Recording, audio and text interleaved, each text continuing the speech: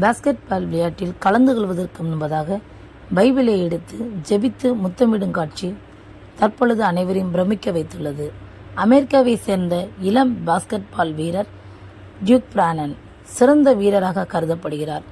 கடந்த சில நாட்களுக்கு முன்பதாக பாஸ்கெட் பால் விளையாடுவதற்கு முன்பாக பைபிளை எடுத்து ஜெபம் செய்துவிட்டு முத்தமிட்ட காட்சி எல்லாரையும் நெகிழ்ச்சிக்குள்ளாக்கியது.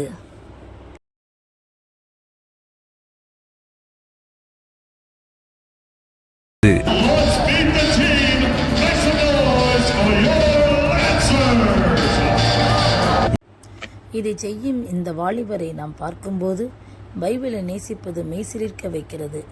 நாமும் எந்த செயலை செய்யும் முன்பதாகவும் கர்த்தரை நோக்கி பார்க்க வேண்டும் என்பதை உணர்த்துகிறது. இந்த அருமையான காட்சிகள் நமக்குள் பக்தி விருத்தி உண்டாக்கும். கர்த்தர் தாம் நம்மை ஆசீர்வதிப்பாராக.